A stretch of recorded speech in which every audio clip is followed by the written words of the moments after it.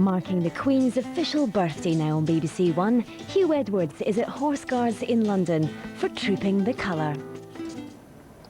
A very warm welcome to Horse Guards in central London for one of the greatest military parades anywhere in the world. The occasion is the Queen's official birthday, and in Her Majesty's presence we will witness the ceremony of Trooping the Colour in all its glory and its military precision. Over 1,300 men on parade today, over 400 musicians, over 200 horses. It's a wonderful show. But underneath those bearskins and those red tunics, these are real soldiers on parade today, all of them intensely proud of their record of fighting for their sovereign.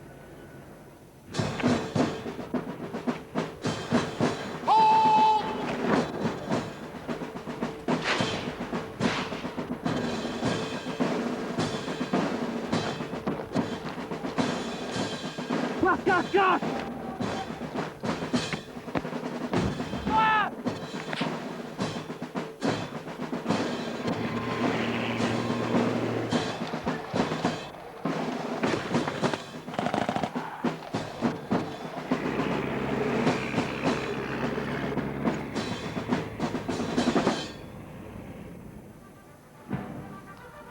And Horse Guards is bathed in sunshine. It's a wonderful sight for this Queen's birthday parade of 2003.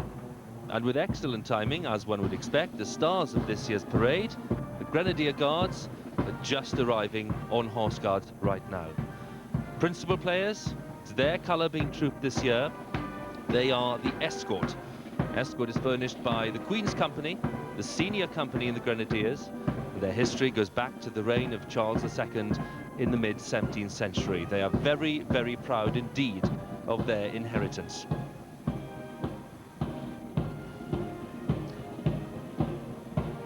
My companion in the BBC commentary box today is someone whose expertise would take some beating, a former guardsman, rose to be commanding officer of his battalion, took charge of this parade very successfully back in 1991. He is Lieutenant Colonel Gerald Legynski. Gerald, it's a great pleasure having you here. Thank you, Hugh. What are you looking forward to? I'm looking forward to a very splendid occasion on what is a very splendid day. I hope it's going to be a great experience, both for those on parade and for we who are watching it. Lots of hard work gone into this. A lot of hard work over a number of weeks and early mornings. A lot of physical fitness needed, a lot of preparation of kit, and a lot of drill being practiced. This is the peak of achievement in ceremonial terms. Special for the Guardsmen because it's the Sovereign, their Colonel-in-Chief's official birthday. Well, we can see the Coldstream Guards taking their position in front of the old Admiralty building. There they are at right angles to the other 5 guards. And we have 2 Scots Guards ready and waiting next to the Grenadier Guards who've just arrived. Now, Gerald was rightly underlining that preparations for today have been absolutely meticulous. We'd expect nothing less of the Grenadiers. And the man charged with getting everyone in step for today's events is the formidable Sergeant Major Bernie Broad. Pick it up now in Nijmegen. Straight away.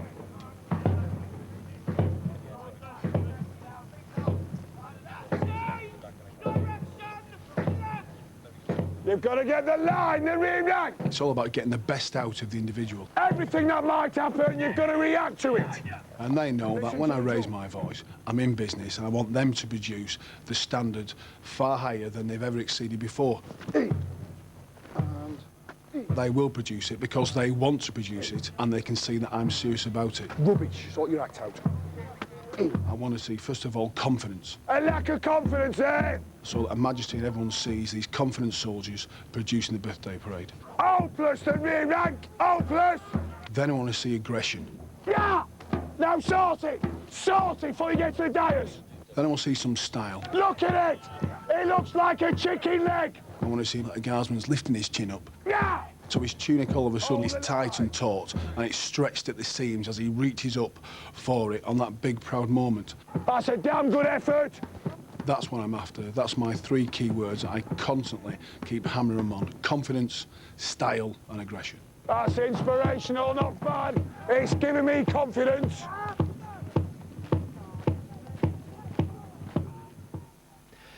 Now, as we await the arrival of the first royal guests, and after them, the Queen and the Duke of Edinburgh, a few words about the preparations here on Horse Guards. The colour, today's colour, the Queen's colour of the 1st Battalion Grenadier Guards, was presented by the Queen here on Horse Guards back in 1992, and the colour really does represent the spirit of the battalion, its ethos and its traditions, and it therefore deserves constant protection. That protection, will see it in several different forms today.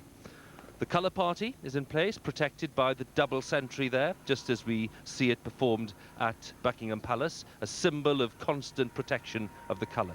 And the sergeant in charge of the colour is Sergeant Glenn Snazel. He was commended, by the way, last year for his service in Northern Ireland. And among the many battle honours on this glorious colour is the Battle of Waterloo.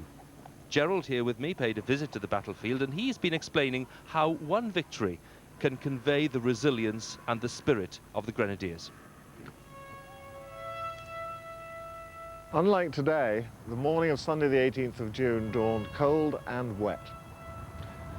Wellington's army of British, German, Dutch and Belgian soldiers was positioned along the crest behind me. About 1,000 yards to the south was Napoleon's French army. Wellington had visited this spot about a year before and identified it as a position to block the main road running north to Brussels. The eve of battle was thoroughly miserable for both armies. The rain lashed down all night, and the British gin ration must have helped a bit, but not much. At 8 o'clock, the rain stopped. The Allies waited to see what Napoleon would do, but the expected attack didn't come.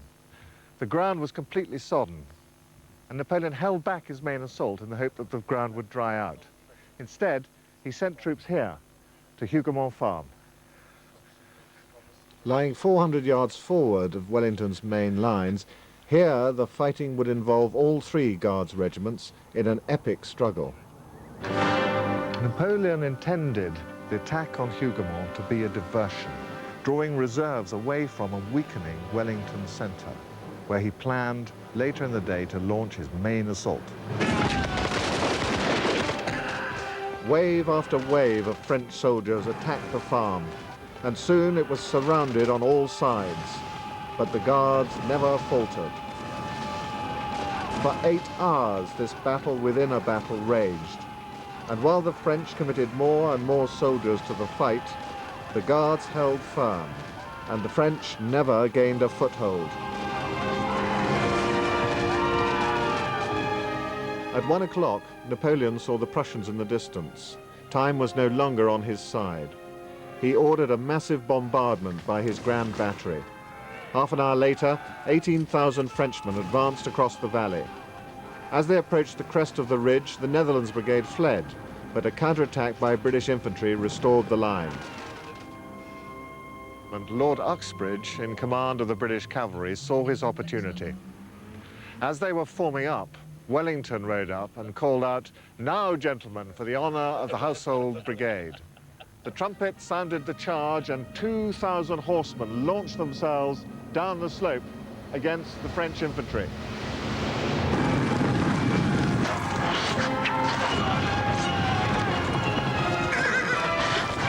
The impetus of the charge stopped the French advance and scattered the attackers. About 3:30 in the afternoon, Napoleon, from this ridge here, saw the failure of his infantry attack. And so he ordered a second intensive artillery bombardment onto the British position. Wellington withdrew his forward troops behind the crest to protect them from the fire. Marshal Ney mistook this movement for a crumbling of Wellington's defence and ordered a cavalry attack to take advantage of the supposed retreat. This attack came at about 4 o'clock and was described by Captain Gronau of the 1st Guards. In an almost incredibly short period, they were within 20 yards of us, shouting, "Vive l'Empereur!" Every man in the front ranks knelt, and wall bristling with steel, held together by steady hands, presented itself to the infuriated cuirassiers. 5 times the French attacked, and 5 times they were beaten off. With steady and accurate musketry, the squares stood firm.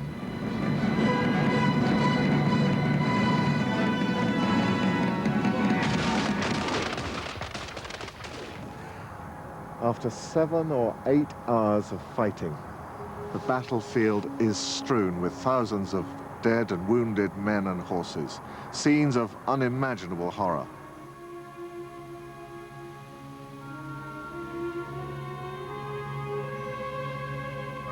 At about 7:30 in the evening came the climax, a point of particular significance to my regiment, the Grenadiers. 6,000 veterans of the Imperial Guard advanced steadily, keeping perfect time to the beat of the drum. One column marched directly towards the first guards. The guardsmen lying down could not see the enemy, only hear the tramp of feet and the chilling shouts of "En avant! Vive l'Empereur!"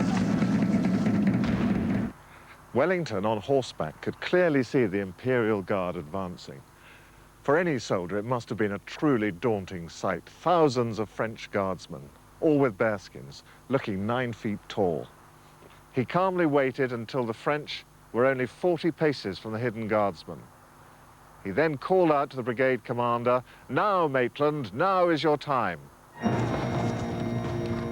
A few seconds later, the order was heard to stand up, make ready, fire. The first deadly volley struck the packed ranks of the Imperial Guard, and hundreds of them fell.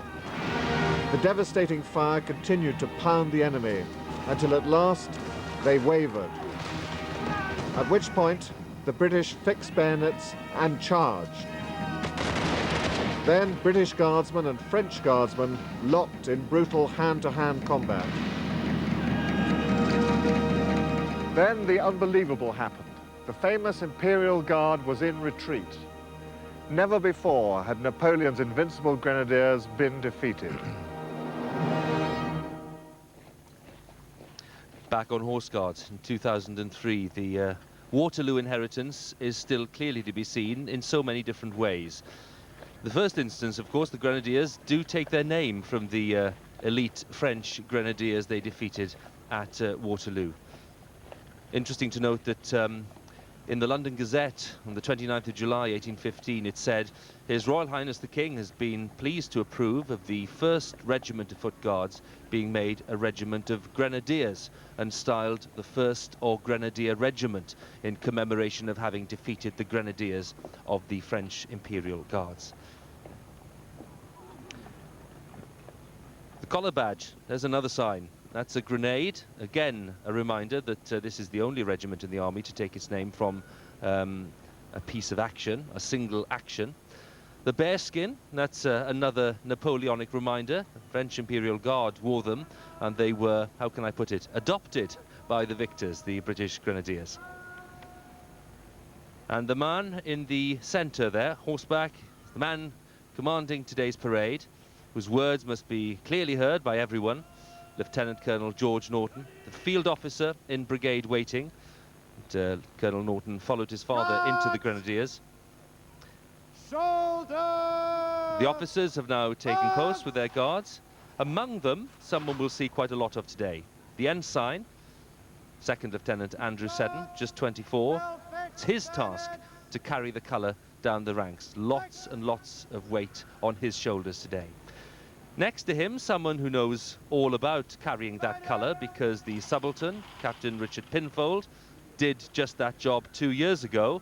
I have to say, he was rather more unlucky in the sense that that was the very wet parade of 2001. So Lieutenant Andrew Seddon is slightly more fortunate today with the weather. And the captain of the escort is Major Carew Hatherley, who served as platoon commander in the Gulf War back in 1991.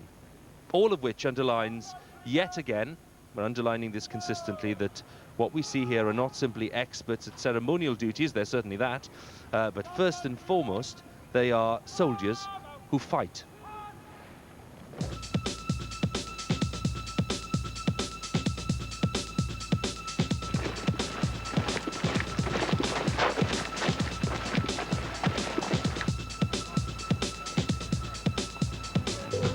What we've just completed now is the Fit for Roll, which is 24 miles in 6.5 hours. The first 12 miles was carrying 65 pounds of weight, followed by a further 12 miles with 45 pounds. We're now just moving into the battalion assembly area where we'll get ready for the next phase of the operation, which is the battalion attack.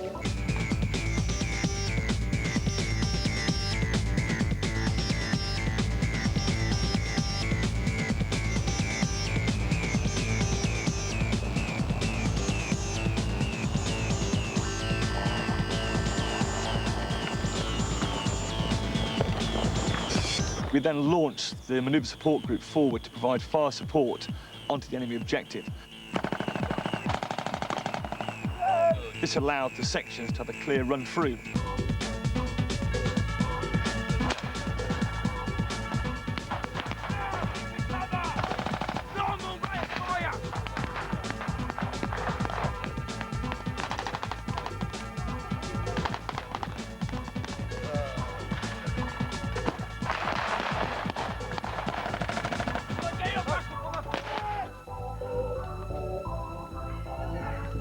The purpose of the Fit for Roll not only tests the battalion's fitness capability, but it also practices in our war-fighting capability to enable us then to be deployable anywhere in the world, should we need to go.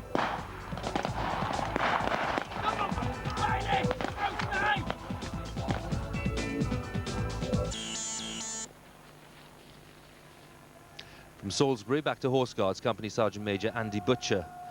Minus the camouflage cream today, of course, for the ceremonial, ready to play his part in trooping the colour. Gerald, this dual role, the fact that they have to perform as they do today and perform, of course, in a proper military sense on the battlefield, how do they cope with that mix, that combination? It's not easy. I mean, as was brought out by the Company Major, they're all guardsmen, are primarily professional operational soldiers, so their first priority is what is sometimes called green soldiering. And that may be in the Gulf War, the Balkans, Afghanistan, Sierra Leone, Northern Ireland, wherever it is.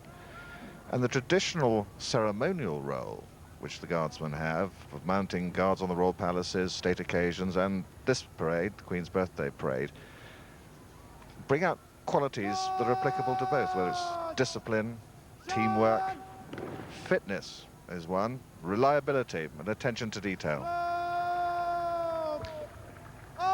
Guard number 3 has opened up to make way for the first carriage. First selection of royal guests, the Earl and Countess of Wessex. And there we can see, side on, Prince Harry and Prince William. Prince Harry, of course, had a very happy week. He's finished his A-levels. He's looking forward to a gap year before he tries to get into Sandringham. Who knows, he may end up in the Welsh Guards. And Prince William, who's celebrating his 21st birthday on the 21st of June.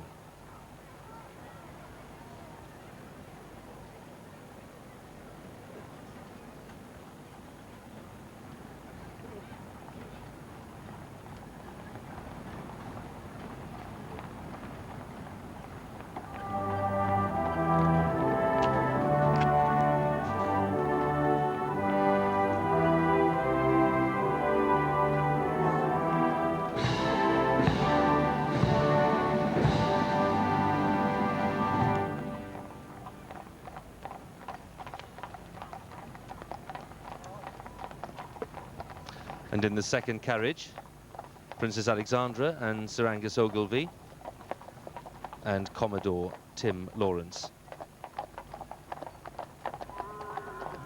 They'll be watching this parade from the Duke of Wellington's old office above Horse Guards Arch.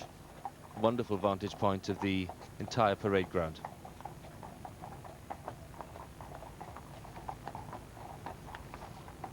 So we await the arrival of Her Majesty the Queen and the Duke of Edinburgh, and all 6 guards, the Foot Guards, are now ready for this parade.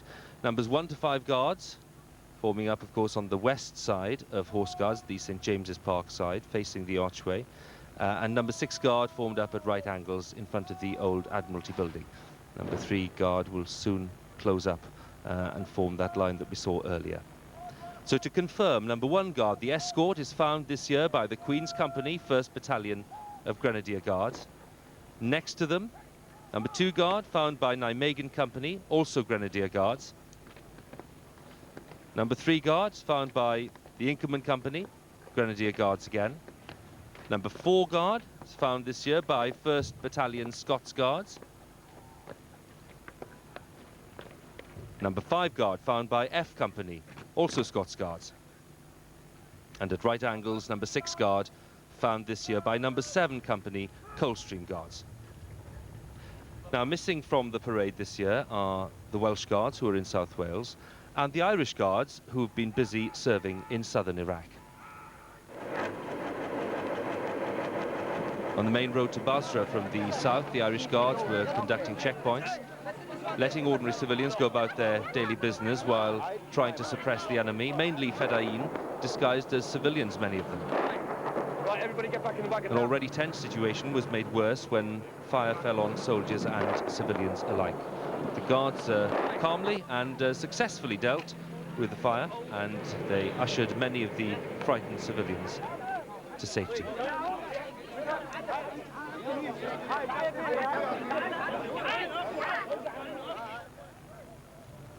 Now, while the majority of Grenadiers have actually been in London and on exercises, a number of them have been attached to units in the Gulf, playing their part too. In the past few weeks, Grenadiers serving with the Irish Guards in the Desert Rats have been patrolling the streets of Basra and trying to bring an element of stability and normality back to the people of southern Iraq. And the discipline of the parade ground has served them well on the streets there. In relation to the Troop Me Colour and our war role as well as a ceremonial role, it's important that as a Grenadier you can react to both operational tours and non-operational ceremonial tours. The ceremonial side of it is obviously plays a key element to both parts, in as much as the drill forms a basis for leadership, discipline, and it makes people react to orders so that when they do deploy into the field, they can react to split-second decisions which are made on the ground. So it does play a key role when you are war fighting as well as doing ceremonial duties. And somewhere among those route liners on the Mall is Drill Sergeant Keeley, as he and his guards see the first parts of the royal procession coming down the Mall. It's led, of course, by the Household Cavalry. And let's underline once again that many comrades of these men, riding in all their finery today, are among those who served recently with D Squadron, Blues and Royals, with 16 Air Assault Brigade in Iraq. Our role within 16 Brigade is to move forward of their troops and act as the sort of the eyes and the ears of the brigade commander, and so that we can pass information back to their fighting troops, so that we can either have some effect on the enemy, be it holding them in one position, attacking them directly, or moving around them. In terms of actually coming under fire, again, most of the time the guys were just too busy to often realise it. Obviously, when you stop, it sinks in. But I think when the guys get home, yeah, there'll be some quiet moments, and they'll then realise the scale of their losses. And it's certain that there's no one who's more aware than the Queen of the sacrifices her personal troops have made over the years. Wonderful sight, lots of colour, lovely music. Sovereign's escort accompanying the Queen and the Duke of Edinburgh along the Mall towards Horse Guards Parade for this Queen's Birthday Parade of 2003. Her Majesty prepares to take the salute on this, her official birthday. And of course it's a very, very familiar occasion for her. And we're told that she certainly recognises familiar faces among the guards, among the men on parade. She takes a keen interest in all that they do and the way they prepare for today's birthday celebrations. And I think it's fair to say it's always a special parade when the Grenadiers are trooping the colour, because the Queen has been a member of the Grenadier family for, well, an incredible 61 years. It's a relationship that she has nurtured over the decades. Ceremony at Windsor Castle. Princess Elizabeth celebrated her 16th birthday by inspecting the Grenadier Guards in her capacity as colonel of the regiment. In 1942, having just appointed his daughter colonel, King George VI was concerned that she was too young for the job. But he needn't have worried. She carried out her duties perfectly. She was presented with a regimental brooch by the Grenadiers, and she wrote, "I cannot tell you how delighted I am with this very beautiful brooch, and I ask you to accept my most grateful thanks." A year later, she was back with the regiment in the more informal setting of Salisbury Plain, where she joined them on exercise. And in 1951, she took the salute at her first birthday parade. It was fitting that the colour of the Grenadiers was being trooped that day. 61 years on, and the Queen's special bond with the Grenadiers continues, despite, in April this year, the distraction of some unwanted guests. It was very much a family affair as she inspected the Queen's company on a lovely spring day.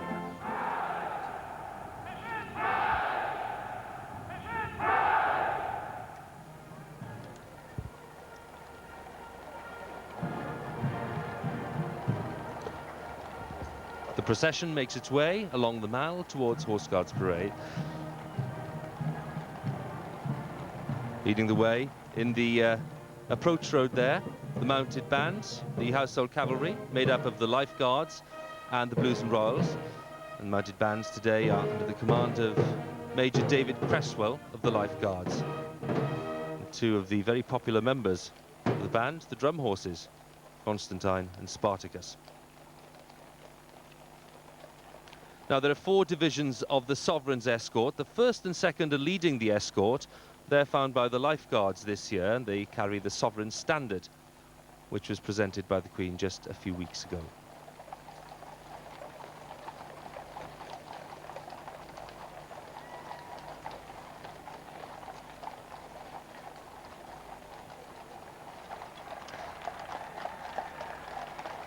And at the end of the procession, we'll have the 3rd and 4th divisions of the Sovereign's escort found by the Blues and Royals. And our first proper glimpse of the Queen and the Duke of Edinburgh.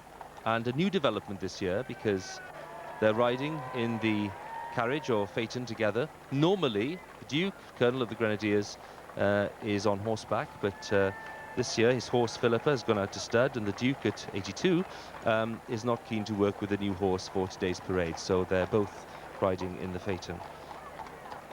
The Queen has used the phaeton, by the way, since 1986, when she stopped riding to the parade. Until then, her riding skills were very much on display every year. Her horse Burmese was one of the real stars of this birthday parade.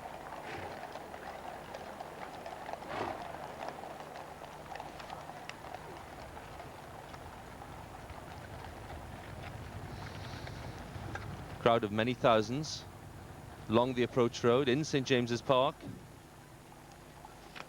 Lots of Cub Scouts and Brownies and lots of young people lining up to see the wonderful spectacle. The Queen took the salute here first in 1951 when her father George VI was unwell, and she's missed just once. That was because the parade was cancelled in 1955 because of a rail strike. So, if my sums are correct, this is the 51st time that she will have taken the salute at the birthday parade. It's a remarkable record. It's unmatched by, certainly by any other sovereign. And I have to say, it's a stark contrast to Queen Victoria's record, because in her long reign, she attended, in her official capacity, just one parade in 1896, when she was 75 years old. So the Queen has been rather more diligent as far as this parade is concerned.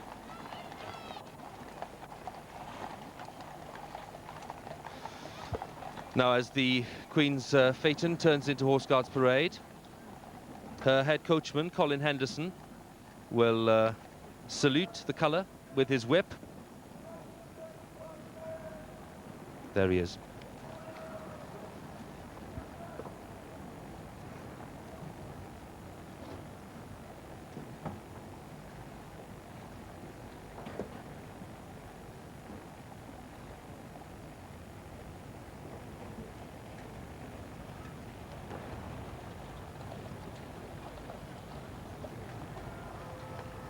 And the Royal Colonels do likewise. Royal Colonels this year, the Prince of Wales, Colonel of the Welsh Guards, Princess Royal, the Colonel of the Blues and Royals, and the Duke of Kent, Colonel of the Scots Guards. We call it the Queen's official birthday. Queen's birthday is actually on the 21st of April, but Edward VII was the one who really set the current pattern for having an official birthday. He wanted the sovereign's birthday celebrated at a time of year when the weather was more likely to be favourable, and that's certainly the case today. Queen and the Duke will prepare to get out of the phaeton and onto the dais, ready for the first royal salute. Field officer, brigade waiting, is down there just opposite them, in front of the Guards Memorial, in front of his own guards, ready for that first royal salute, the first proper happy birthday.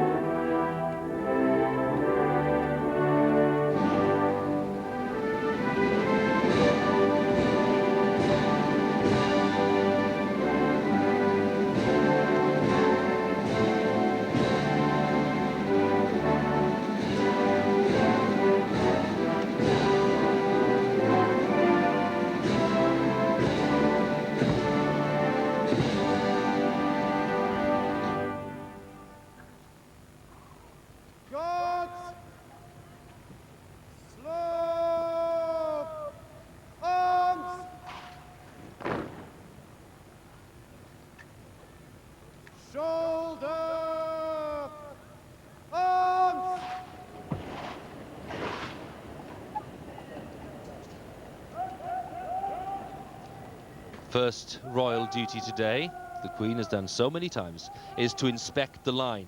When the Queen travels along in the phaeton, to cast a long, careful, experienced eye over the lines of guardsmen, making sure everything is as it should be. She does so, the massed bands, directed by Major Andrew Chatburn, Senior Director of Music at the Guards Division, will play a slow march tribute to the British Grenadiers, called First Guards.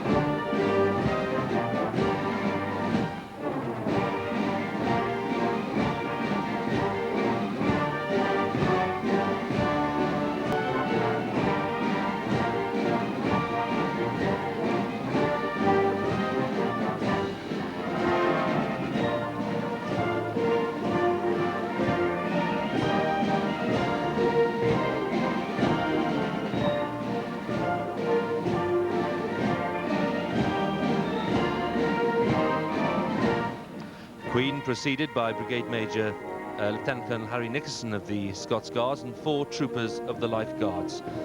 Now starts the long, hard look. Gerald, she is an expert. She knows what she's looking for. What is it? Essentially, it's steadiness on parade. It's presence, bearing, style. The Guardsmen showing themselves off to their very best. She will recognize many of them from previous parades and previous ceremonials. Well, you've been there as a guardsman. What is it like when she passes and looks? you know you are under a very well-educated eye. It's a very special occasion because it's her birthday parade. She's attended more than anyone else, as you mentioned earlier. And so the individual guardsmen will want to stand tall, their chests will swell, and they will want to show themselves at their very best. And a special relationship, guardsman and his sovereign. The specialist of relationships. The foot guards in particular, who mount royal guards on the palaces, see Her Majesty quite often, and they link him extremely well. The Queen passes the colour, turns the corner, passes behind number 6 guard in front of the old Admiralty building. Music changes to a combined quick march, English folk songs, arranged by Major Burton.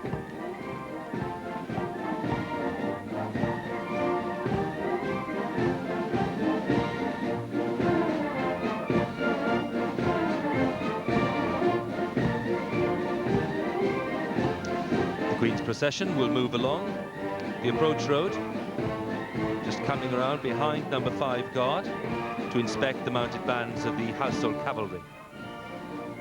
And here we'll see the head coachman saluting the sovereign standard. The royal colonels will do likewise. Sovereign standard is that of the Life Guards, obviously, today. One of those presented to the regiments of the Household Cavalry by the Queen just a few weeks ago on the 21st of May.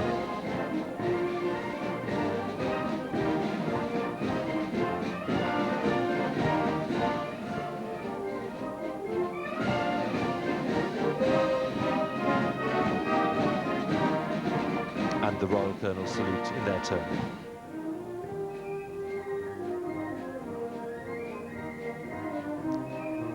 As the Queen passes before the Guards Memorial on the rim of St James's Park, thoughts will turn inevitably to all those soldiers lost in Iraq this year. And they're passing the Sovereign's escort and the King's Troop Royal Horse Artillery. And here, the salute is for the guns, because the guns constitute the colour of the King's Troop.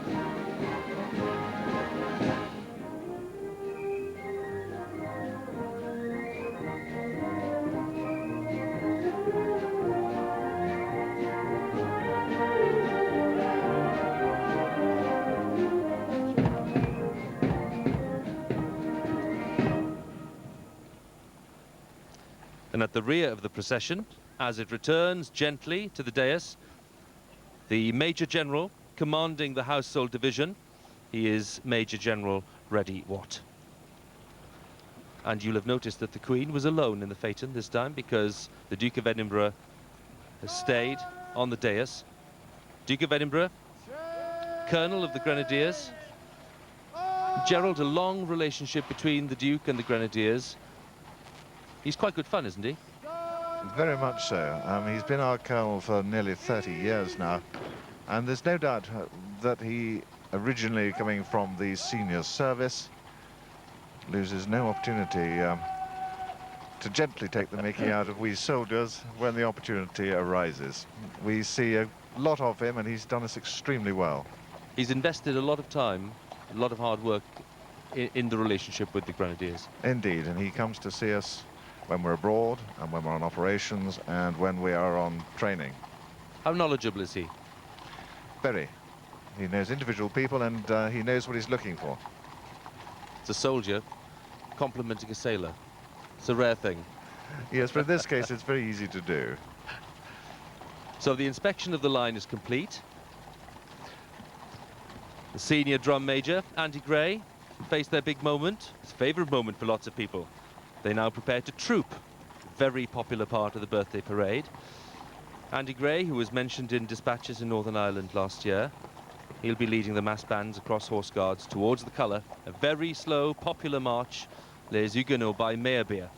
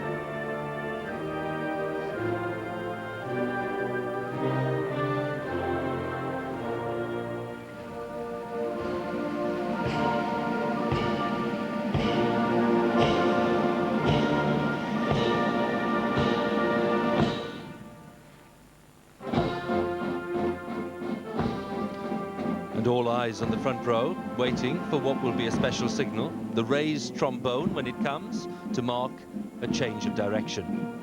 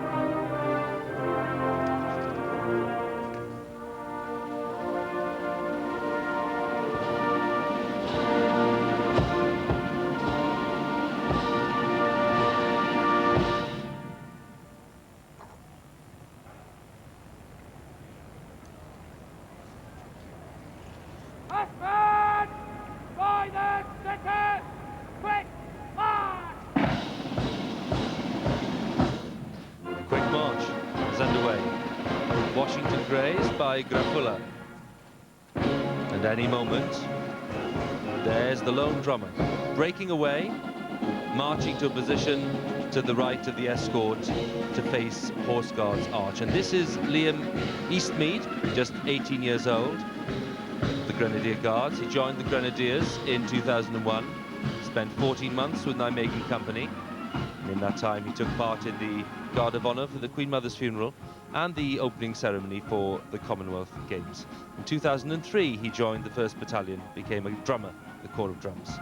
So his drummer's call is a command for officers to take post, a signal that the next phase of this parade is about to start, leading to the crucial moment when they troop the colour down the ranks.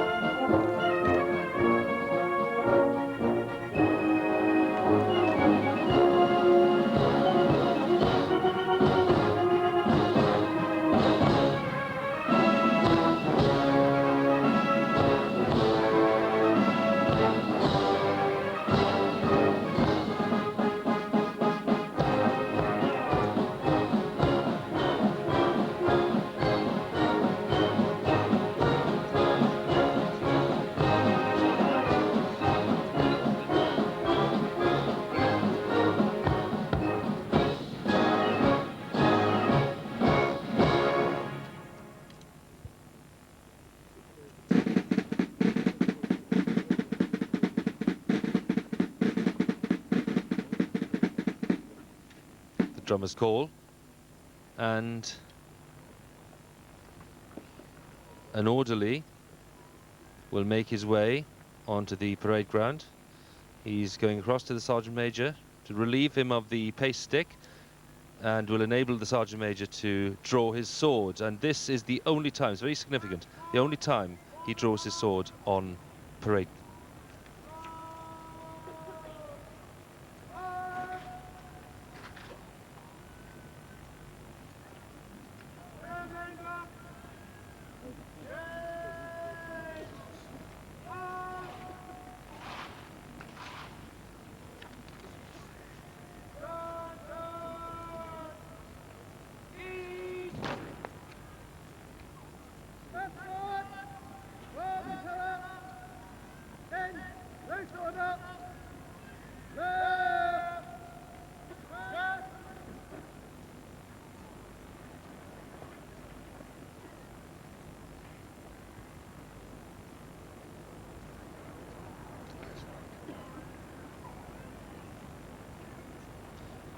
And the famous eyes front, perfectly timed, all done without a word of command.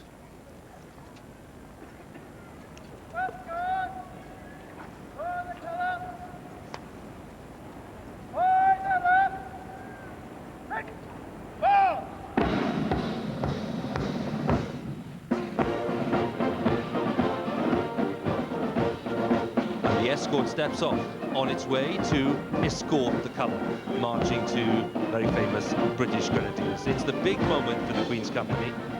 They are the stars of this parade, and if they seem taller than most, that's probably because they're chosen for their height. They're at least 6 feet tall, but pride probably means that they feel even taller today. Gerald, would you agree?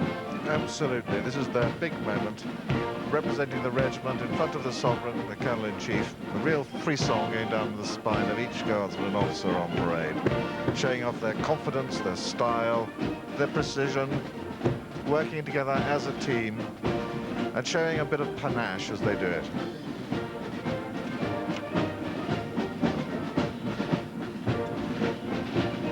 Now the escort will mark time. What they're doing is politely waiting for the massed bands to make their way towards the western side of Horse Guards to the St James's Park side, clearing a path between the escort and the colour party itself.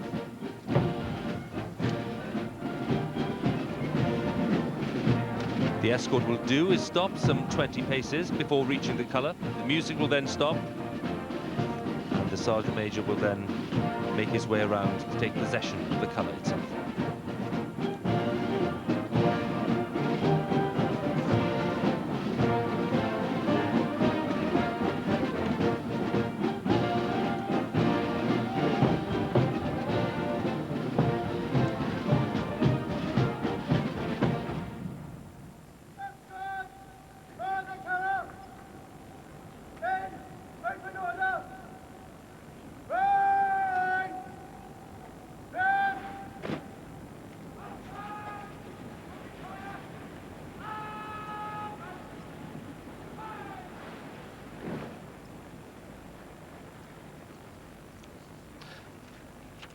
Now they're just waiting for the field officer, Lieutenant Colonel George Norton, to bring the parade to attention. Everything must be in place. John! Change! Arms!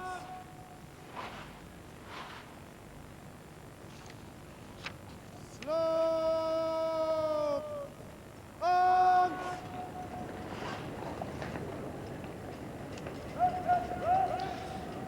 And what a moment for Sergeant Major Bernie Broad.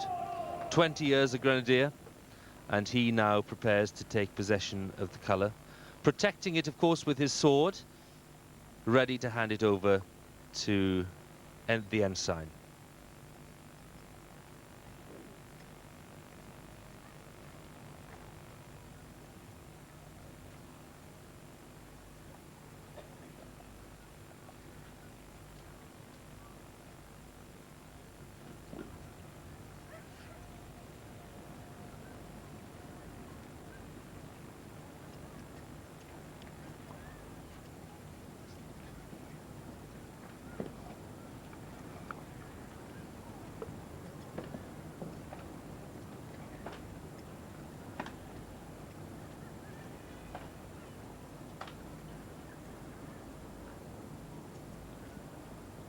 Safely done, and the old hand, if I can call him that, prepares to transfer the colour to the new young grenadier, Second Lieutenant Andrew Seddon, the youngest officer, today's ensign, who will receive the colour ready for the trooping. A lot of weight on his shoulders today.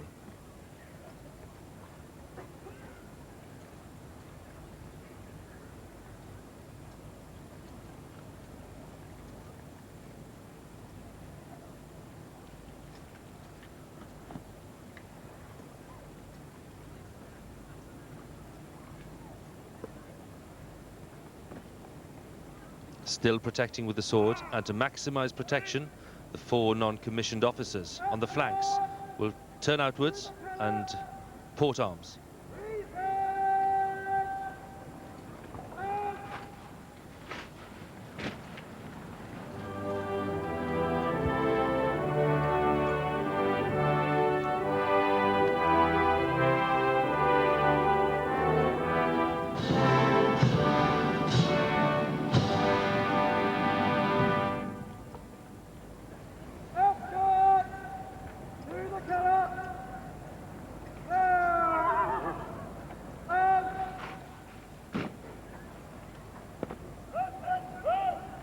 We've now entered a new phase in the parade. Escort for the colour, as we've heard, has now become escort to the colour. And all subsequent orders are reflecting this change. After the colour party takes its place among the escort, they'll join the escort then.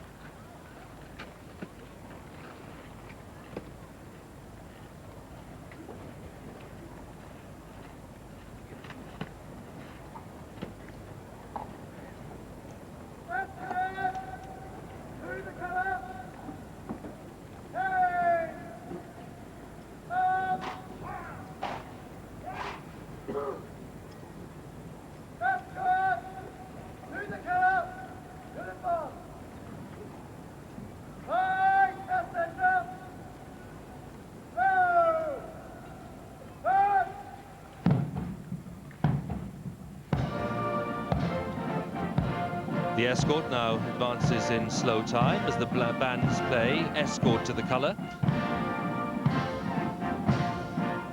Trouble is, the bands have a bit of a problem here. They need to change direction. They have very little room in which to turn, so they execute what they call a spin wheel. And for me, this is easily the most baffling part of the parade. Lots of stepping sideways and backwards and forwards and standing still, and then suddenly, magically, miraculously, they're all heading in a new direction. Gerald, it looks fiendishly complicated. And it is. Don't ask me how they do it. I'm a straightforward guardsman. This is a black art known only to musicians and the garrison sergeant major. How they achieve this maneuver is beyond me. But to do that and keep playing such marvellous music is quite an achievement. It certainly is. Just to underline, there's no detailed manual for the move. Nothing written down, just years of experience handed down. And there's the result. Perfection. Now, as the escort marches forward, every guardsman is aware of the historical significance of the trooping that's about to happen. And for the ensign, Andrew Seddon there, who bears the colour, there is no doubting the honour. Traditionally, the ensign would carry the colour in battle, and they'd also use it as a point from which to wheel left or right to bring fire down onto the enemy. That put the ensign in a very dangerous position, because a lot of enemy fire would be drawn onto the colour, and you only need to look at past colours to see the amount of damage done to the colour with shrapnel and bullets, to know that being an ensign in those days was a lot more difficult than what I'm going to be doing today. Andrew Seddon's thoughts on today's events. The music's underway again, and underlying this splendour, this state occasion, is in fact a relatively simple exercise. Because in the early days of warfare, flags or colours were used by military leaders as rallying points or as assembly points, and it was vital, of course, that every soldier could recognise his own unit's flag or colour. And so it became practice to carry or troop the colour down the ranks at the end of a day's march, and then to escort it to a place where it would be lodged for the night, and that was known as lodging the colour. As time has passed, the colour has become less important in operational terms, but much more important in terms of morale. It's become an object of reverence, and it embodies the spirit and the traditions of the unit. Gerald, lots of people watching will want to know a little more about that, why the colour has such significance. It represents the spirit of the battalion. On it are the battle honours, or honorary distinctions as they should be called, showing nearly 350 years of tradition, representing an endless succession of guardsmen who fought and died for their sovereign and for their country. And so it is always guarded, respected and revered. I remember as a young guardsman just joining the battalion how I was going to the NAAFI while the guard was preparing to march from Chelsea to Buckingham Palace, and the colour was being marched on. The next thing I knew, I was in close arrest because I hadn't been standing to attention as the colour came on parade, and one quickly learns the reverence that is paid to the colour. The trooping continues. Last number 3 guard.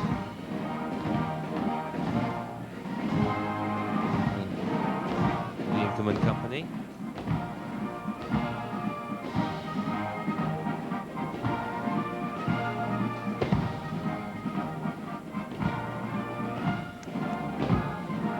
And 1 or 2 glimpses. The Queen and the Duke of Edinburgh clearly enjoying themselves. The Queen is certainly enjoying the music today.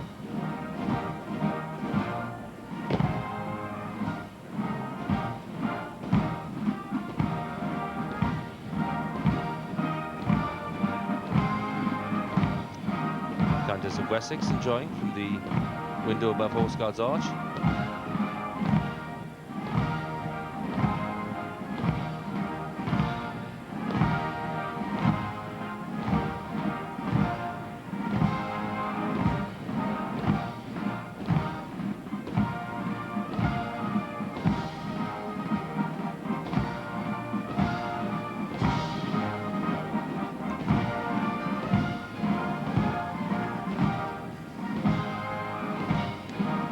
Trooping is almost done. course, the Guards have now been at present for quite a long time, those heavy rifles, so another piece of evidence of their discipline and their strength.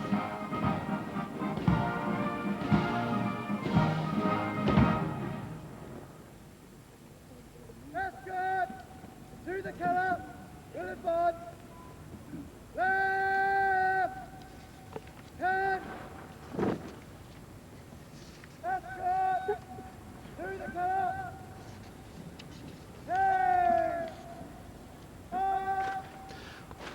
We now started a series of orders, and these orders are designed to bring the Guards into their new positions, ready for the next phase of today's birthday parade. The trooping is complete.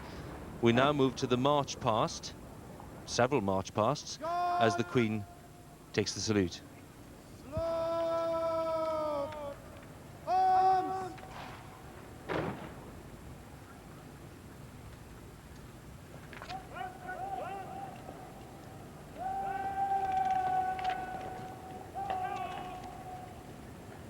Officers, take post.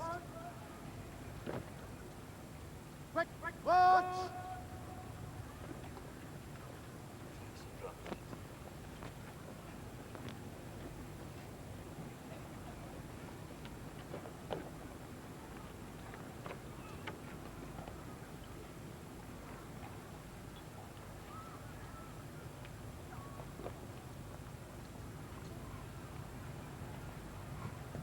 Numbers 1 to 5 Guards will retire. About turn.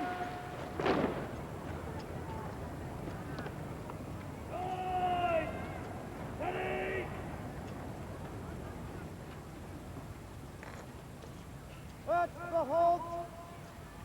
Right form. Quick march.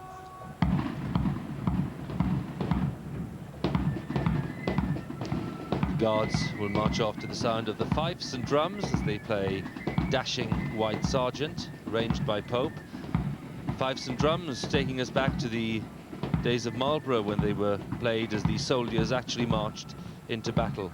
Gerald, it's a special sound. Very special sound. The drummers, who you can hear playing the flutes and the side drums, are always with the battalion.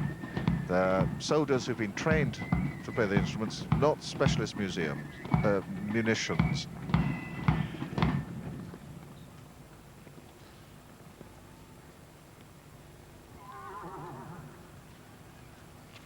Numbers 1 to 5 Guards will advance.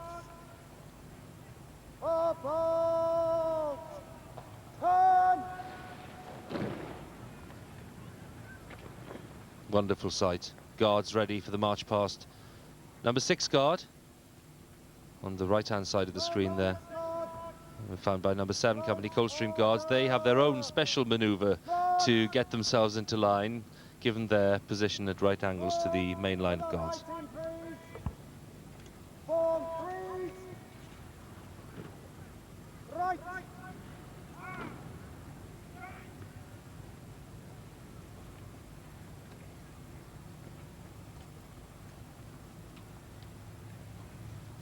Guards will march past in slow and quick time. By the left. Slow. March.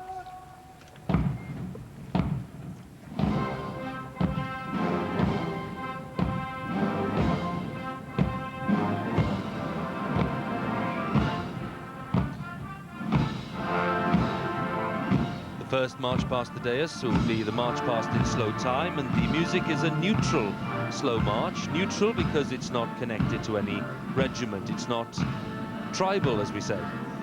And the slow march will then be followed by the quick, and each time the Queen will take the salute as the Guards pass past the dais.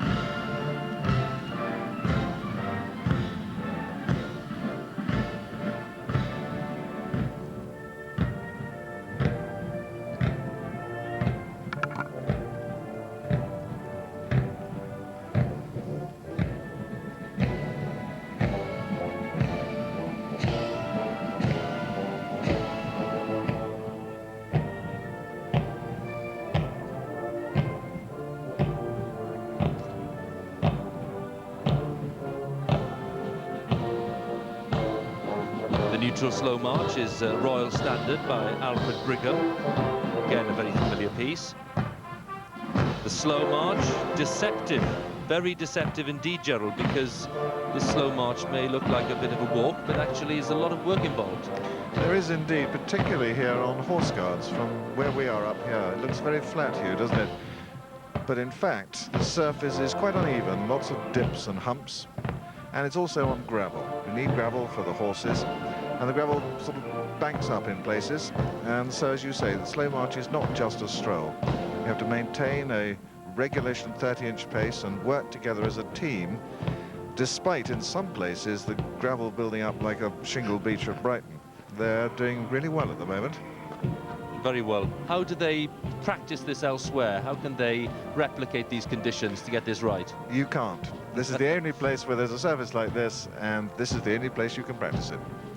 Have techniques been developed over the years to get over these problems, or do you have to take the conditions as they come? For example, 2 years ago when it was very, very wet, that made things much, much more difficult. It did indeed. It was quite a challenge, but the guardsmen have to be flexible, they have to be adaptable, and that was a very good example of exactly those qualities. Timing, you were saying, is absolutely crucial at this stage, because to set themselves off at the right pace at exactly the right time involves a lot of teamwork. It does indeed. And also keeping one's dressing, keeping dressed by the man on the left and right with a bearskin, which is not the easiest thing to see through. It takes a lot of practice and a lot of effort to make sure that the finished product is up to the required standard. And a nice, warm, sunny day, which most of us enjoy, but maybe one or two of these men are cursing the weather, just in terms of the heat. Yes, but luckily today there's a little bit of a breeze, which is what we like to see, just to lift the heat off there.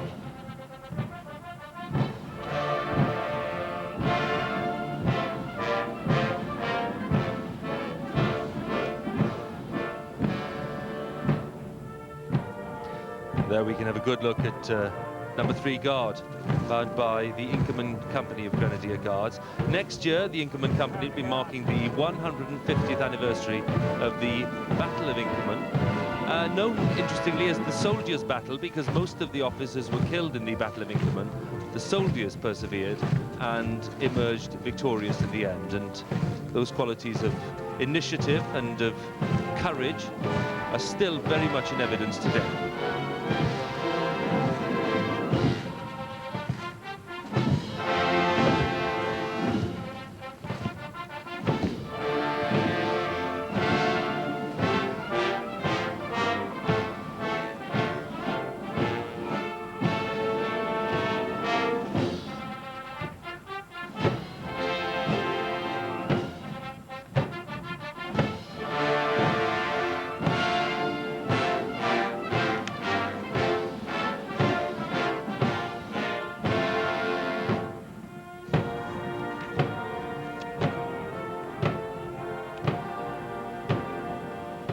Queen prepares to take the salute for the first time.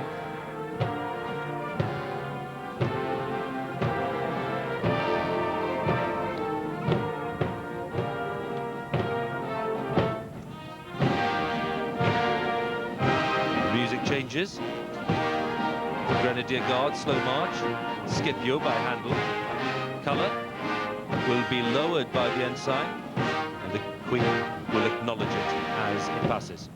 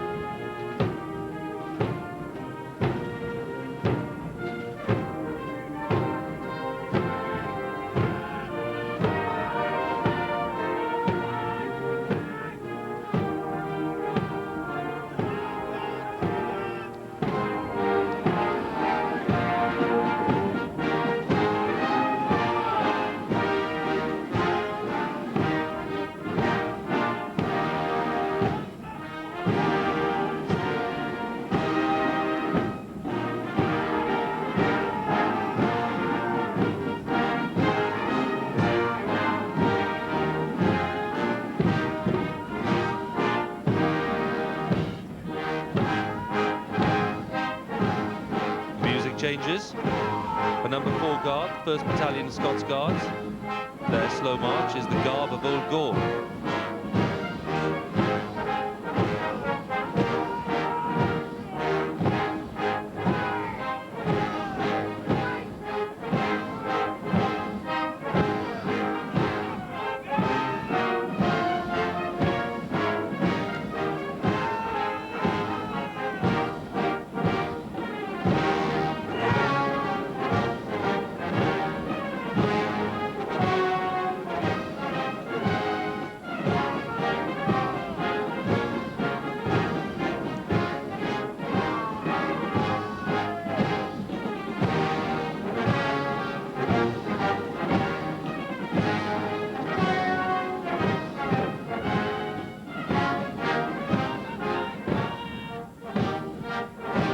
Changes the last time for this slow march past. Slow march, Mozart's Figaro for the Coldstream Guards, number 6 Guard, number 7 Company of Coldstream Guards. Her Majesty takes the salute, and at the rear, the last guard is the adjutant of the parade, Captain Ben Hancock.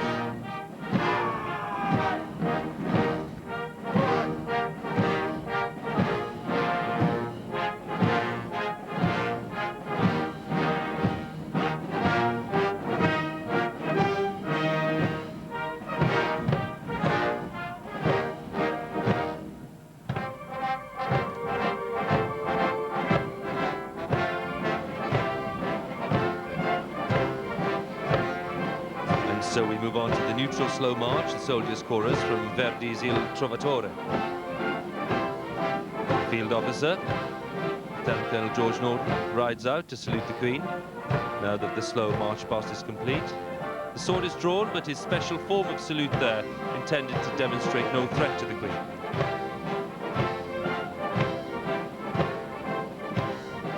Today, Colonel Norton is riding Thor, who I'm told is not an easy ride, according to those who know. Thor is said to be something of a show-off, a chatterbox, who enjoys being the centre of attention, and why not?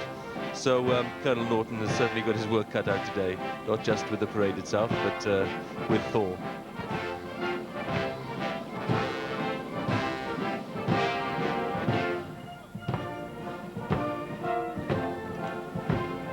So the Guards prepare for the march past in quick time. And it's a very good time to remind ourselves of these magnificent surroundings here today. Horse Guards itself, built in 1745. Originally, by the way, a barrack for 2 troops of the Royal Horse Guards. The site was part of Henry VIII's intriguing labyrinthine Palace of Whitehall. These days, this is the headquarters of the London District and Household Division. The occupant of that famous office, the Duke of Wellington's old office, is Major General Reddy Watt, commanding the Household Division. And that's a fearsome glare, isn't it? Lord Nelson dominating Trafalgar Square, but dominating the entire quarter. Looking down at the old Admiralty building, designed in the 1720s. And the boardroom there, by the way, is still used by the Navy Board, although the building, much of it, is now given over to the travel unit of the Foreign Office. And to the left of the old Admiralty, the Citadel, built at the start of the Second World War. It's a bomb-proof extension to the Admiralty where wartime operations were planned, and its famous grass roof and its famous ivy front. It's also a very useful vantage point for today's parade, as we can see there. And right opposite, wonderful view, isn't it? The Foreign Office, and just behind the trees there, numbers 10 and 11 Downing Street, homes of the Chancellor and the Prime Minister, of course.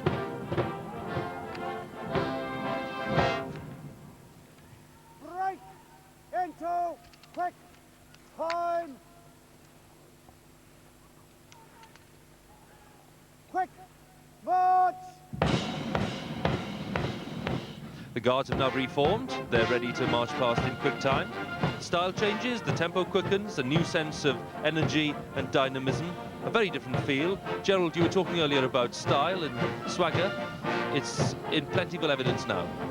It is indeed. This change into quick time, its brisker rhythm, feels really good. You can swing the arms, swell the chest and step out. And the men, as you can see, marching with confidence and momentum and flair. Is it fair to say that the men much prefer this to the slope? Indeed, yes. It's easier and it's more fun.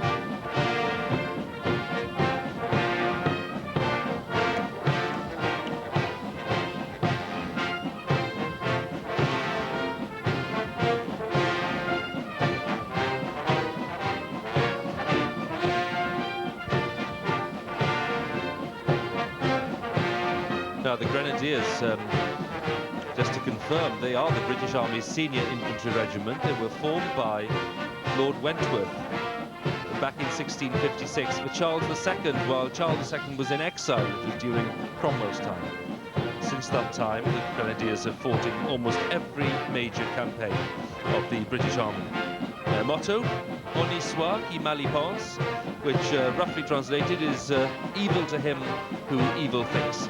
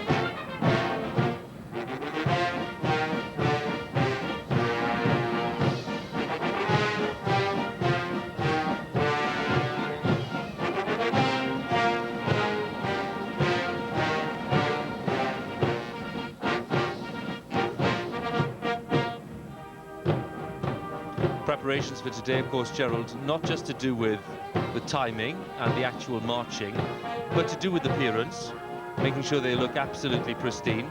And that, of course, includes the shoes, which can look a bit dusty on a day like today when the dust is kicked up, even though the parade ground has been amply hosed before we start. But I'm always amazed at the quality of the shine of the shoes. For a civilian, it's always a piece of wonder. And it takes a lot of time to generate. I remember when I first joined, I was issued with my equipment. We went to the quartermaster stores and I was given a pair of rather dull leather boots and said to the storeman, "When do I get the shiny ones?" At which he laughed, and 200 man-hours later I managed to produce. So it's the march past in quick time. Marches British Grenadiers, of course.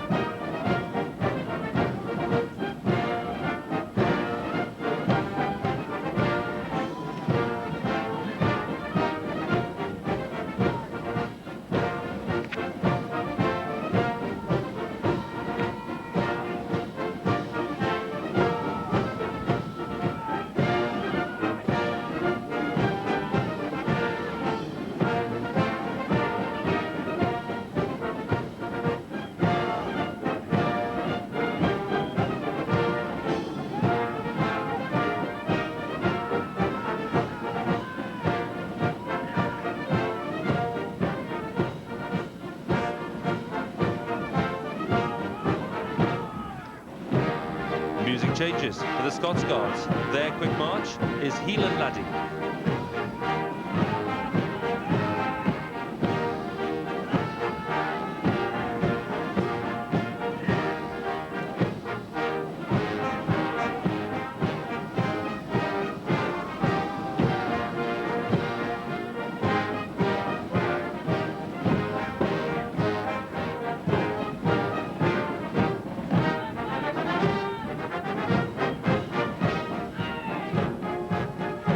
Music changes again for the Coldstream Guards. Their quick march is Milanolo.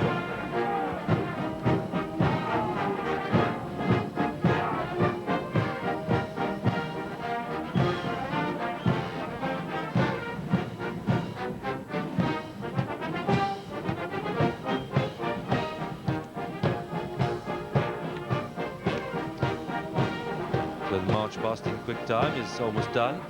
And once again, the field officer brigade waiting will ride out, salute the Queen again with his sword.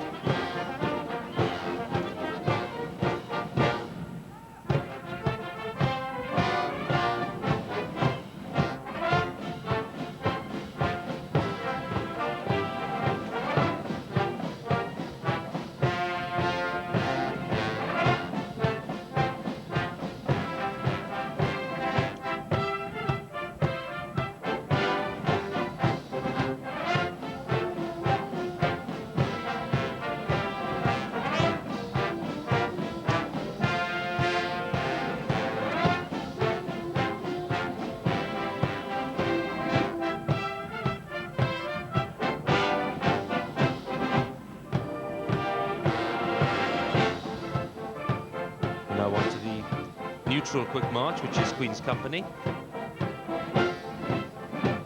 Interesting to note that the ceremony of trooping the colour is in fact older than the British Standing Army. It's based upon the ceremony used for guard mounting from Horse Guards Parade in the early 18th century. The order books of the Grenadier and Coldstream Guards contain the earliest records of trooping in 1749. It says, "The colours be always trooped at the mounting and dismounting of the guards, unless in very bad weather." Well, happily for us, we're not in that category certainly today.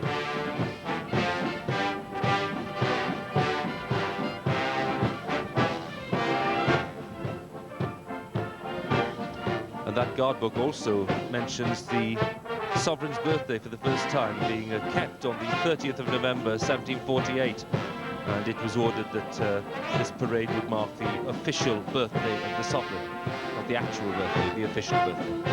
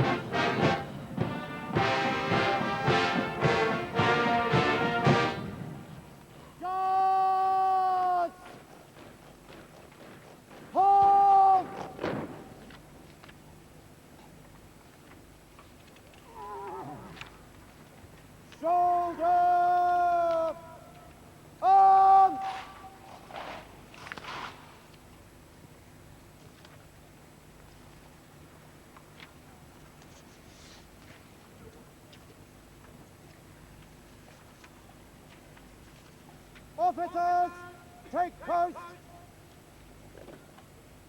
Quick march. So the Foot Guards have reformed, and it'll very soon be the turn of the mounted troops to pass the dais and salute the Queen.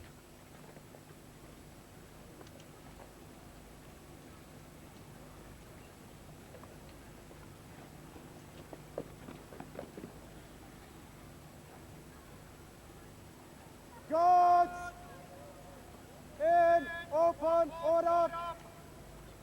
Left and right. Dress. Fast man! All move to the right.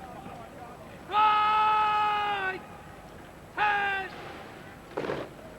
By the left! Quick! On!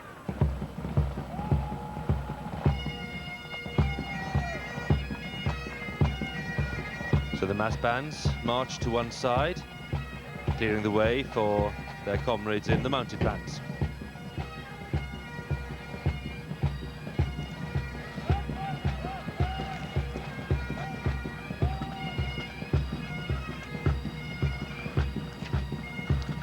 music is the coronation of Queen Elizabeth II, 1953, by Ross, the pipes and drums, doing the honours.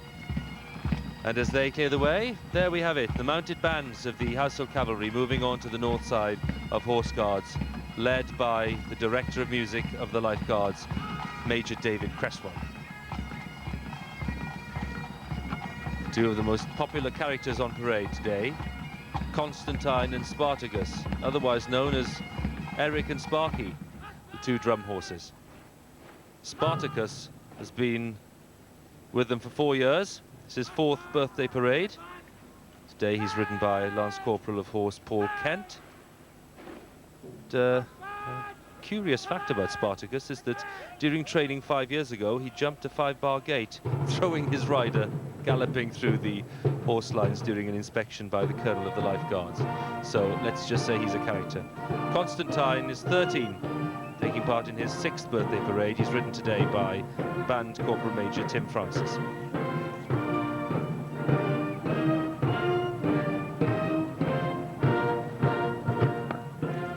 Making their entrance, King's Troop, Royal Horse Artillery.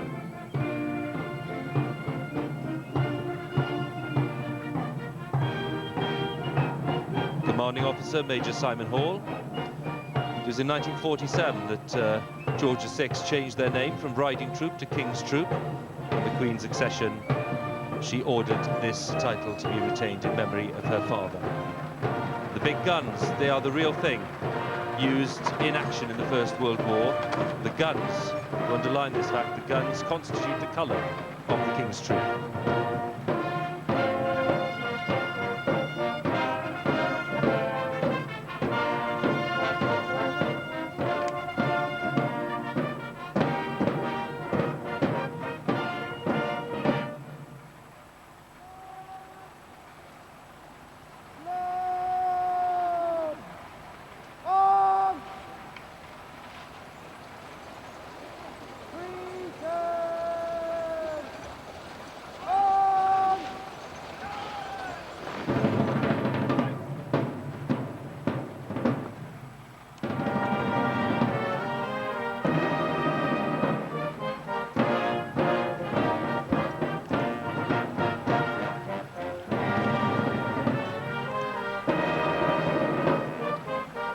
The slow march of the Royal Artillery, which is composed by the Duchess of Kent, the mother of Queen Victoria, and dedicated to the regiment.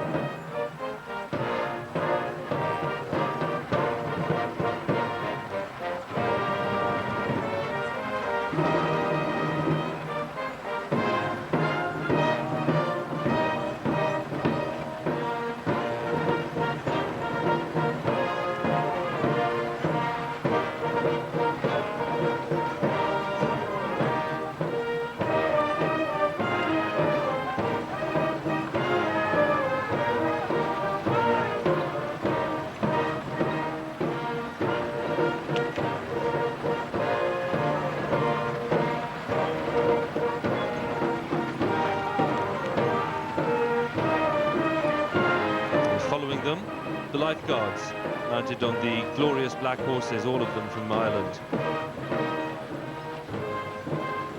They have a tradition of 3 centuries of service as bodyguards to the Sovereign, the senior regiment of the British Army. They're not the oldest, but they are the senior regiment. And the Life Guards have a distinguished fighting record. They've taken part in many of the major battles and campaigns of the British Army. So the music changes. The slow march of the Life Guards.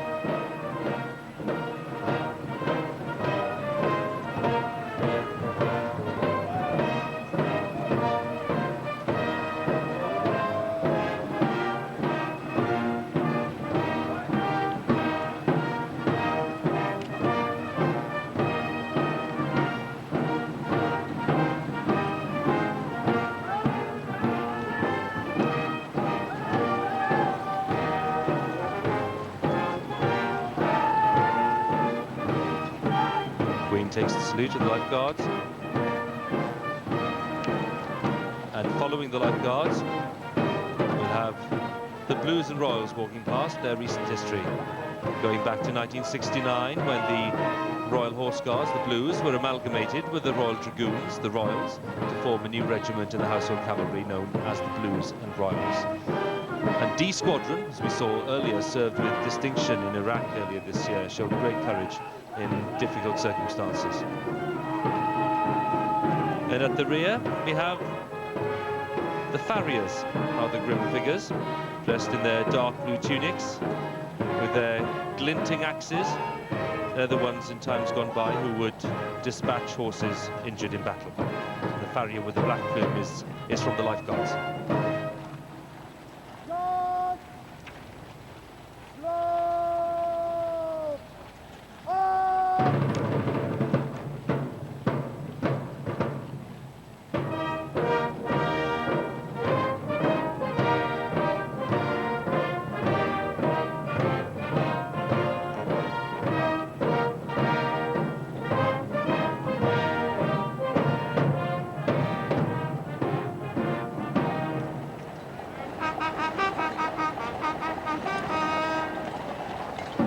Trumpeter Lance Corporal Donovan Mowat of the Blues and Royals, sounding the command for the regimental trot to begin. King's Troop, the Household Cavalry, will break into the trot on their way to salute the Queen once again at the dais.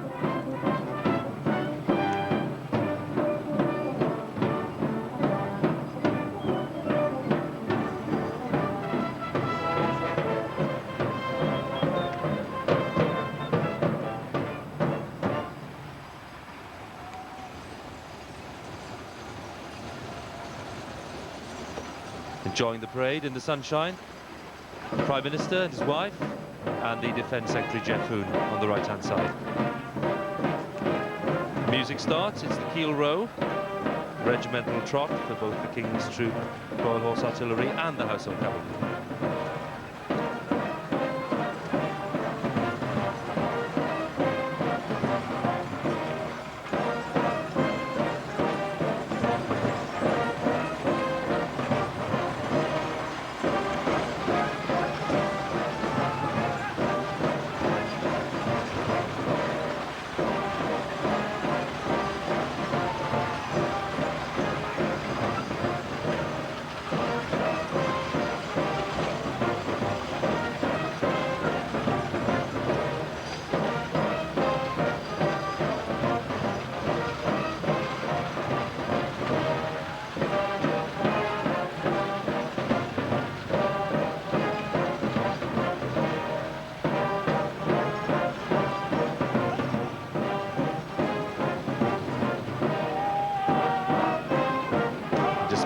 Liberal hosing we mentioned, great clouds of dust being kicked up.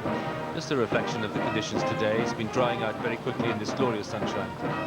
The dust very much part of the experience, the special experience of this birthday parade.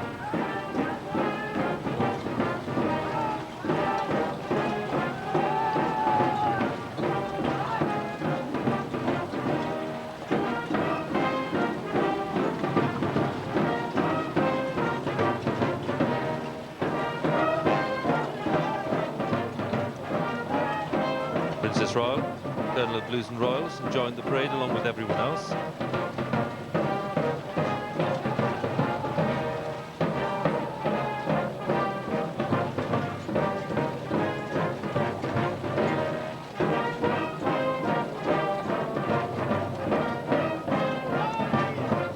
Blues and Royals, the last of them, past the dais at the trot.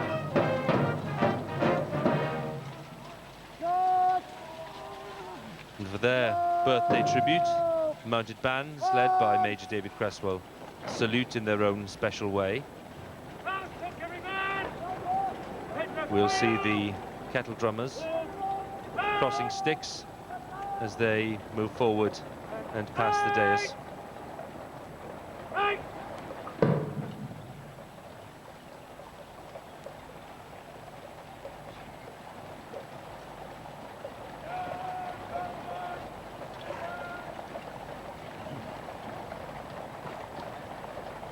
Worth noting that the drummers are having to control the reins with their feet, and I think it's a remarkable performance, not just by them, but by all the musicians today, considering they're having to ride and play at the same time, and all done to such a high standard. So the mounted band moves across towards the Old Admiralty building.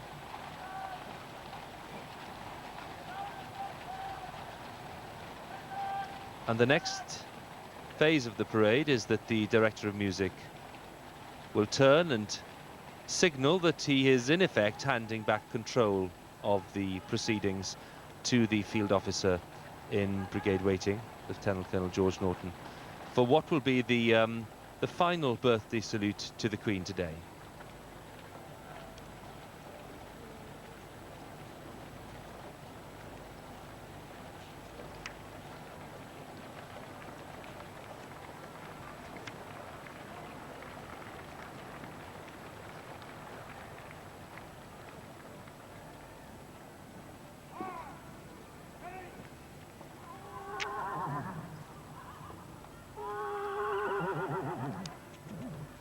Guards!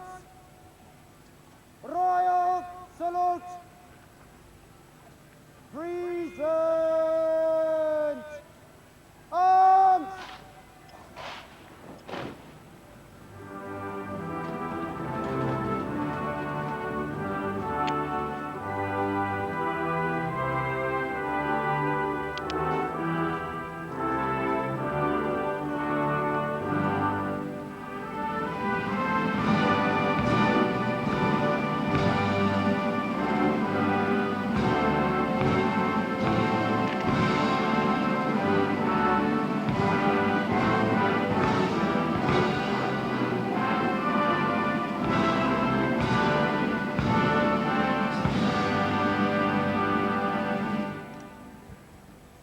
Guards!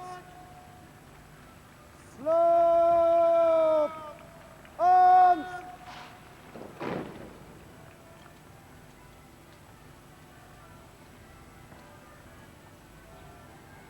Guards! In close order! Left and right! Dress!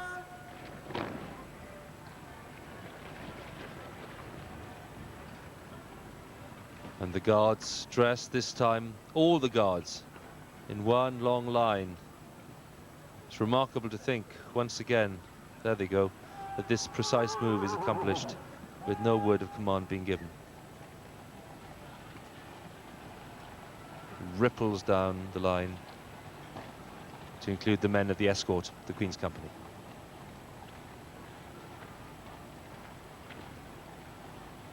The mounted bands Well formed! make their way off the parade ground. Form! 3 ranks!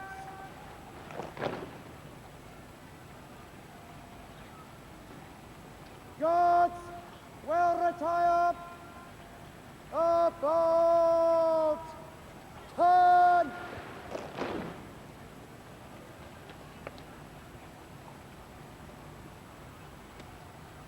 At the halt! By divisions! Right, form! Quick, march! And what's happening is that the field officer in brigade waiting is giving the orders for the guards to get ready to march off towards the approach road, towards the Mall, down towards Buckingham Palace. And they'll be forming in 6 divisions, of course, ready to march off.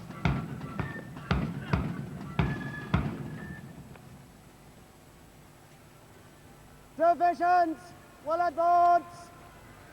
About! Turn!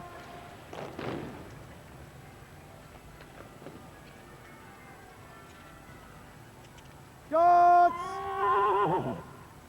On the escort! Form close column! Remainder! Quick march!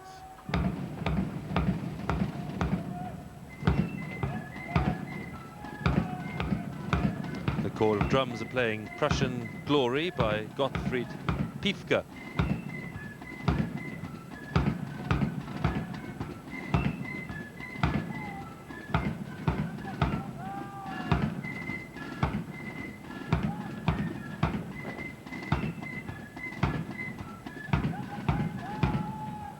Sovereign's escort, leading up towards the approach road for the royal departure. They'll all be waiting for the signal that all is clear and that all the arrangements have been made for the Sovereign to leave.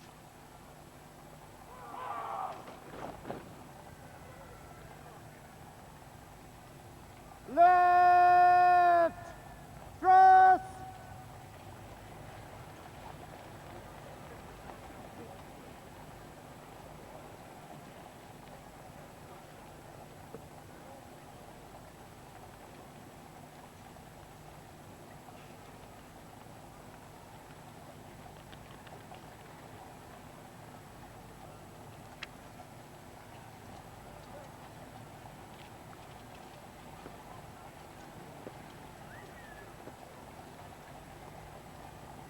Shoulder!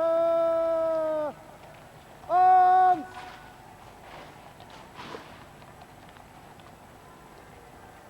Standard! East!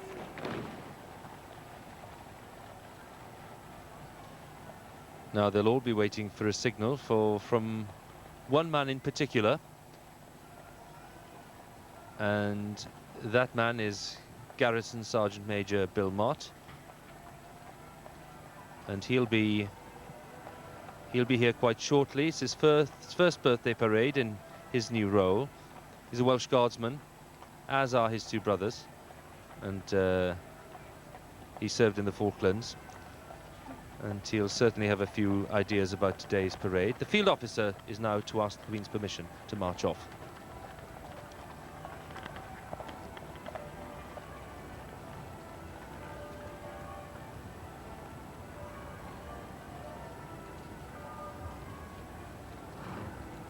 Your Majesty's Guards, Your Majesty's Guards are ready to march off now.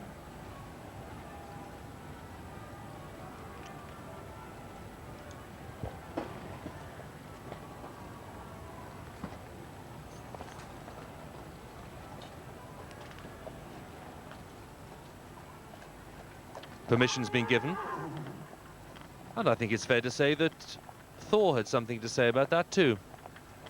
As we said, he's a bit of a chatterbox and loves being the centre of attention.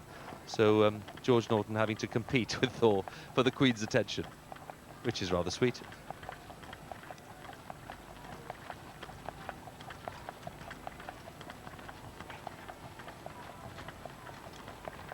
First carriage of royal guests now have left Horse Guards. Princes William and Harry, and Prince Edward and his wife on their way back to the palace. Slope! Arms!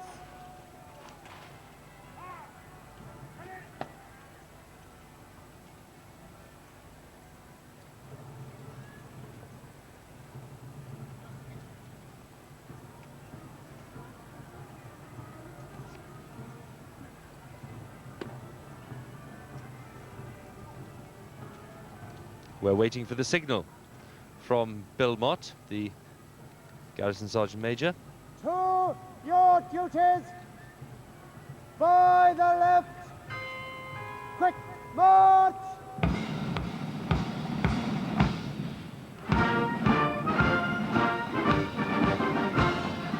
March off to the Gladiators' Farewell by Blankenburg.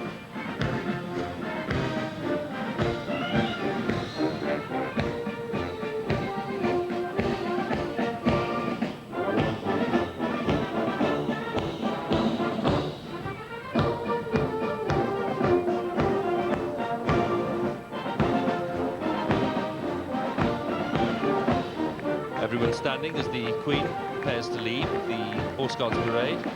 Mrs. Blair, Jeff Hoon, the Defence Secretary there, one of those who's remained in his job after this week's cabinet changes. Queen and the Duke back in the ivory-mounted phaeton.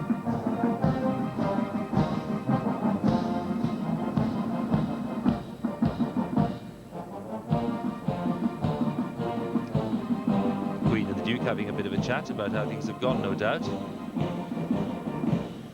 a new experience for them in any case, riding together in this phaeton. As I said earlier, Duke of Edinburgh, Colonel of the Grenadiers, normally on horseback this parade, so it's the first time he's ridden in the carriage. Gerald, at this point, the Queen will have a view on what's gone on. Sometimes she conveys that, sometimes she doesn't. So we don't know what she thinks, but what did you think of it, given your expert eye? I have to say that's as good as any I've seen. I thought it was a splendid parade. I thought everybody was working extremely hard, and the results they achieved were superb.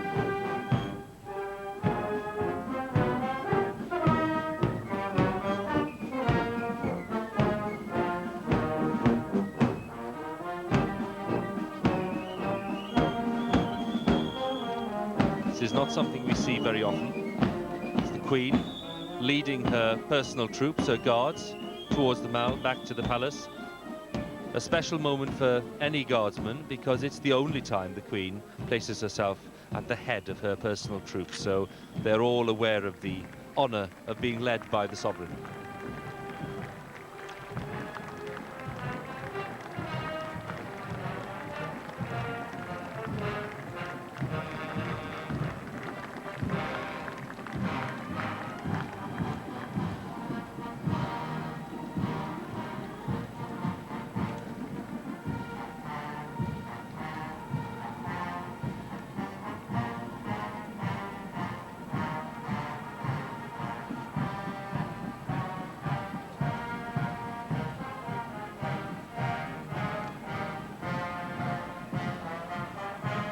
No more impressive open space in London than Horse Guards Parade, in my view anyway, next to wonderful St James's Park.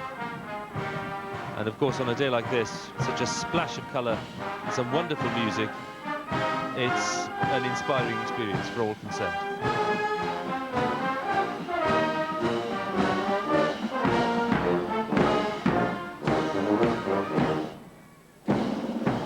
Queen and the Duke of Edinburgh making their way back towards the palace after a very, very sunny, happy birthday parade of 2003. They'll be ready for the traditional fly past by the Royal Air Force back at the palace, and you'll be able to see the fly past in our programme later this evening. But for now, the Queen's birthday parade for 2003 is complete. The 51st time, remarkably, that Elizabeth II has taken the salute on Horse Guards Parade, a record easily unmatched by any other sovereign. And in years when our forces see action abroad and suffer losses, as they have this year in Iraq, there's always an element of poignancy in what's billed, of course, as a birthday celebration. But the overwhelming sense is that we've seen a vibrant, colourful part of our British heritage. The Queen enjoys it, obviously. The Guards enjoy it. Gerald's confirmed that. Crowds enjoy it, and we hope you have too. From Lieutenant Colonel Gerald Legzinski and me, Hugh Edwards, goodbye.